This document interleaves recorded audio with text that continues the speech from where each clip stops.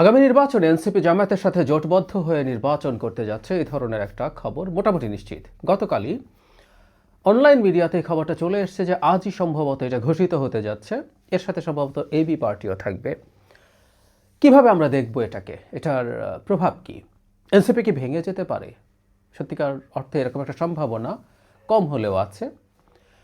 তার চেয়ে জরুরি প্রশ্ন, পরিকল্পিতভাবে এনসিপিকে কি ধ্বংস করা হলো?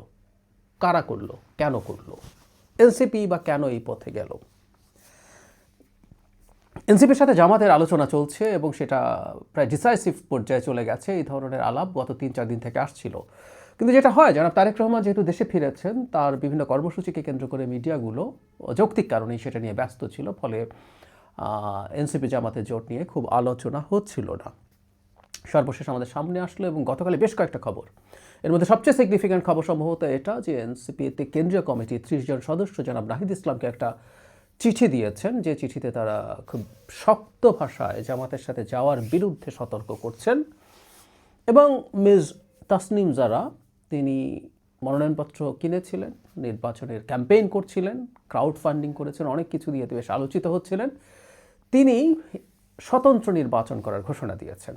মানে এটাকেও টু সাম এক্সটেন্ট এই ক্ল্যাশের পার্ট হিসাবে পড়া যেতে পারে। আবার এটাও হতে পারে যে নারী সদস্যরা আদতে শেষ পর্যন্ত কতটা ছাড় পাবেন জামাতের কাছে, সেটাও প্রশ্ন। কারণ এই কারণে নারী যেসব সদস্য আছেন এনসিপিতে, খুবই প্রমিসিং নারীরা এখানে ছিলেন, তাদের ভবিষ্যৎ কী হবে সেটাও একটা প্রশ্ন। যাই হোক, আগে 30 জন কী বলেছে সেটা একটু বলে, কিন্তু আমার মূল আলোচনা হচ্ছে, আগেই বলেছি আবার একটু বলে রাখি, এনসিপি কি ভেঙে যেতে পারে? এনসিপি কি কিছু অর্জন করবে এটা দিয়ে, বা কে অর্জন করবে, বা পরিকল্পিতভাবে এনসিপিকে ধ্বংস করা হচ্ছে কিনা?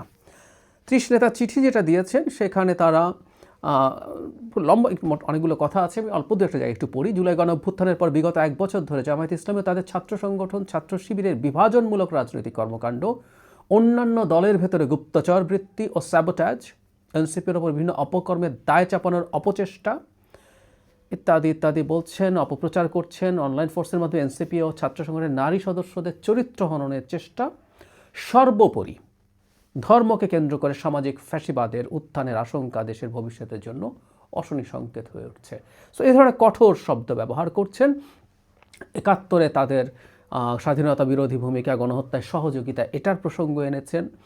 এবং তারা বলছেন যে জোটের ব্যাপারে না গিয়ে যেটা তারা 300 আসনে যে ক্যান্ডিডেট দেওয়ার কথা ছিল সেটাই তাদের জন্য সবচেয়ে ভালো ছিল। তারা মধ্যপন্থী যেহেতু, সেই কারণেই তাদের এটা করা উচিত।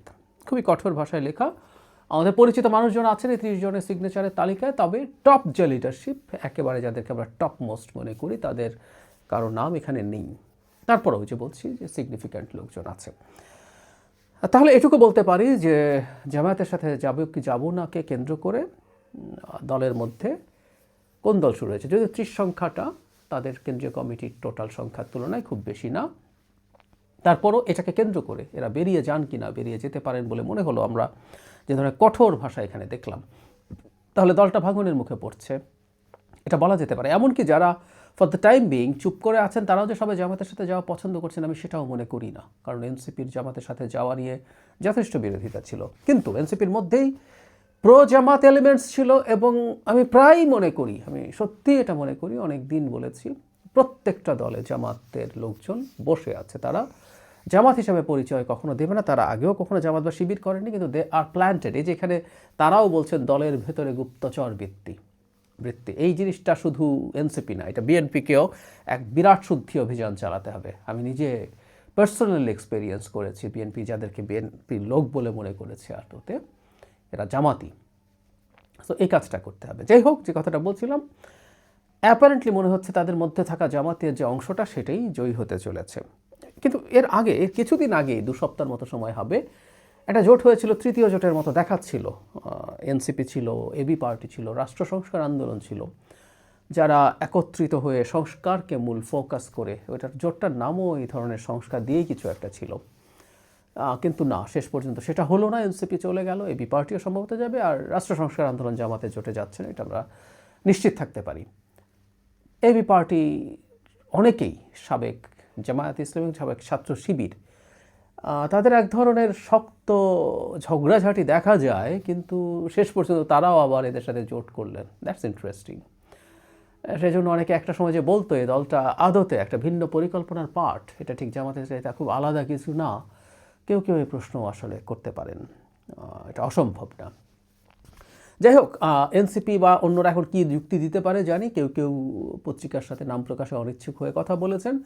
তারা বলতে চান তারা সংস্কারকে গুরুত্ব দেন, এবং যেহেতু জামায়াতে ইসলামী এই গণ অভ্যুত্থানের শক্তি ছিল, তাদের সাথে সে আলাপ হতে পারে, এবং এটা নিয়ে আসলে দ্বিমত নেই।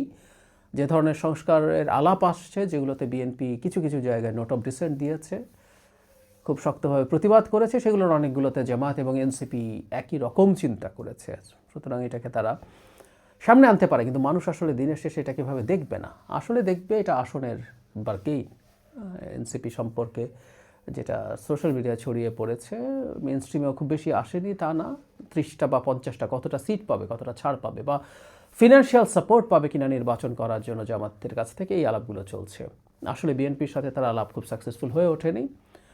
প্রথম দিকে বিএনপি যখন আন্তরিক ছিল, তখন তারা অনেক বেশি এক্সপেক্ট করেছিল বিএনপির কাছ থেকে, নানা রকমভাবে সিটের সংখ্যা অনেক বেশি, জোট বলা যাবে না, বিএনপি সেখানে ক্যান্ডিডেট এমনি এমনি দেবে না, অনেকগুলো আলাপ। শেষ পর্যন্ত সেটা আর টিকেই থাকেনি। বিএনপি এখন আর মোটেও আগ্রহী বলে মনে হয় না, সেই কারণে এই জোটটা আর হলো না। সেটা হলো না বলে তারা এখন জামাতের সাথে যাচ্ছেন। মানে দ্যাটস ফানি। মানে কেউ একজন যদি মনে করে যে জোটে আমার যাওয়া দরকার, সেটা যখন হচ্ছে না, আমি এমন কারোর সাথে যাব যেটা আসলে আমার যাওয়া ঠিক না। কখনো কখনো রাজনীতিতে এটা হয় যে নেগোসিয়েশনের জন্য এক পক্ষে যেতে চাই আমি, তার যে পটেনশিয়াল প্রতিপক্ষ আছে তার সাথে খাতির টাতির দেখিয়ে এই পক্ষকে চাপে ফেলতে চাই, কিন্তু আমার মনে হয় না এটা আর এইরকম আছে। কারণ হলো মনোনয়নপত্র সাবমিশনের ডেট আর 2 দিন বা 3 দিন আছে, তারা দ্রুতই ঘোষণা দিয়ে এগুলো করে ফেলবেন। তাহলে তারা আসলে নির্বাচনে জেতার জন্যই, নির্বাচনে কিছু সিট পাওয়ার জন্যই কাজটা করছেন। যে আলাপটা সামনে আসছে সেটা হলো এবারে এনসিপিকে এমপি হতে হবে কেন?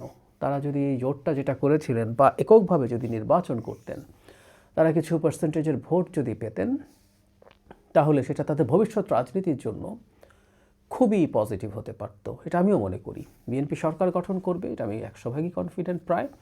তারপর তাদের ভুলভ্রান্তি হবেই, এটা তাদের দলের সর্বোচ্চ চেষ্টা, বিশেষ করে জনাব তারেক রহমানের খুবই আন্তরিকতা, সদিচ্ছা আছে জানি, কিন্তু শেখ হাসিনা যেভাবে রেখে গেছে দেশটাকে, খুব সহজ হবে না। সো সমালোচনার প্রচুর জায়গা থাকবে, এবং সেই সমালোচনার মাধ্যমেই সম্ভব ছিল তারা রাজনীতি গড়ে তুলতে পারবেন, কিন্তু না, তারা সেটা না করে এমপি হওয়ার চেষ্টা বা চিন্তায় গেলেন। এখন প্রশ্ন হচ্ছে, জামাত যে সিটগুলো তো জিততে পারে, সেগুলোতে কি এনসিপির কেউ আছে? কেউ যদি থেকে থাকে, তাকে কি সিট ছাড়া হবে? আর যদি সেটা না হয়ে থাকে, তাহলে জামাতের সাথে জোট করায় কি তাদের কিছু মানুষজন জিতে আসবে? আমি নিশ্চিত নই, এবং আমি এই সংখ্যাটাকে খুব বেশিও মনে করি না। খুব হাতে গোনা 2, 3টা 4টা হতে পারে। কিন্তু তার বিনিময়ে তারা যে কাজটা করলেন, এটাকে সংস্কারের সাথে ঐক্যমত্য আছে বলে যে অভিযোগগুলো তার দলেরই 30 জন করেছেন, এই অভিযোগগুলো এড়ানো যাবে না। তারা একটা যুক্তি দেন, বিশেষ করে যুদ্ধাপরাধের বা 71-এর ভিত্তিতে যে ঘটনা ঘটেছিল সেটার কারণে, বা ইসলামী রাজনীতি ইটসেলফও তাদের যে মধ্যপন্থার রাজনীতি, তার সাথে কনফ্লিক্ট করে। তো আমাকে অনেকে পার্সোনালি বলেছেন, এবং টকশোতেও সরাসরি একজন এনসিপি সদস্য ভাই বলেছিলেন, বিএনপিও তো জামাতের সাথে জোট করেছিল, তাতে তাদের হলে সমস্যা কি? তখন আলোচনা চলছিল। আমার জবাবটা এরকম ছিল, বিএনপির জোটে জামাত ছিল মাইনর পার্টনার, 15, 20, 25 এরকম সিট পেত, ছাড় পেত, এবং বিএনপি একটা মধ্যপন্থী দল, সেটাই তার পরিচয়ের মধ্যে। যেমন বিএনপির সাথে তো এখনও ইসলামী একটা দল, জমিয়তে ওলামা ইসলাম আছে, সম্ভবত 4টা সিট তাদেরকে ছাড়া হয়েছে, তাতে বিএনপির চরিত্রগত প্রবলেম হয়নি। সমস্যা হচ্ছে এনসিপি যাচ্ছে জামাতের নেতৃত্বাধীন জোটে, জামাত তাকে কিছু সিট ছাড়ছে, এবং সেখানে সম্ভাবনা আছে আরও কিছু ইসলামী দল থাকবে। একটা ইসলামী জোটের মধ্যে এনসিপি যাচ্ছে যে আদতে মধ্যপন্থী দল, এটা তার আইডেন্টিটির ক্ষতি করবে, এবং জামাতের যা যা কালিমা আছে এগুলো সব তার গায়ে লাগবেই। ফলে এনসিপি যে প্রগ্রেসিভ একটা গ্রুপের সমর্থন পেয়েছিল, আমি ব্যক্তিগতভাবে চিনি এরকম সিভিল সোসাইটির মানুষজনও আছেন প্রচুর, যারা অনেক এক্সপেক্ট করেছিলেন, কিন্তু শেষ পর্যন্ত এটা তাদের ওদিকে যাওয়াটা তাদের জন্য খুবই ক্ষতিকর হয়ে যাবে, এবং এনসিপি দল হিসাবে আর দাঁড়ায় কিনা এই প্রশ্ন এসে হাজির হবে। সেটা যদি হয়, লাভ হবে জামায়াতের, ইনফ্যাক্ট জামাতের অলরেডি একটা নগদ লাভ আছে। লাভটা হচ্ছে জামায়াতে ইসলামী, বহুবার বলেছি, সে একটা সেন্ট্রিস্ট ফোর্সকে, লিবারেল ফোর্সকে সামনে রাখতে চায়, যারা অন্তত আইডেন্টিটি পলিটিক্স করে না। এনসিপি তার ঘোষণায় অন্তত ইসলামী রাজনৈতিক দল নয়। সো জামাতের একটা ইসলামী জোটে একটা এই ধরনের সেন্ট্রিস্ট দল আছে, এবি পার্টি সেন্টার রাইট, কিন্তু তারপরও সে রাইট না, ইসলামিস্ট, ইসলাম মানে সফট ইসলামিস্ট বলা যেতে পারে, কিন্তু ঠিক ইসলামী দল বলতে যা বোঝায় সেটা না। এদেরকে এনে জামাতের ওই চেহারাটা একটু সে ঢাকতে পারে। আর গণঅভ্যুত্থানের ফেস হিসাবে এনসিপির এদের তো ফেসের ভ্যালু আছে, জামাত ব্যবহার করবেই তাদেরকে, কিন্তু ক্ষতি তাদের হয়ে গেল।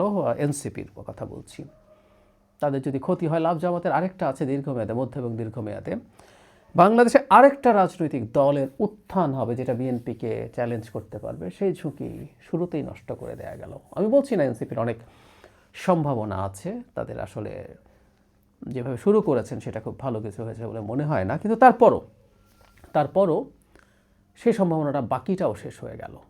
জামাত খুবই সেফ হয়ে গেলেন ভবিষ্যতের জন্য। অন্তত আরেকটা বিরাট সুবিধা, এনসিপি বিএনপির সাথে গিয়ে বিএনপির যে কিছুটা ইমেজ বিল্ডিং হতে পারতো সেটাও হলো না।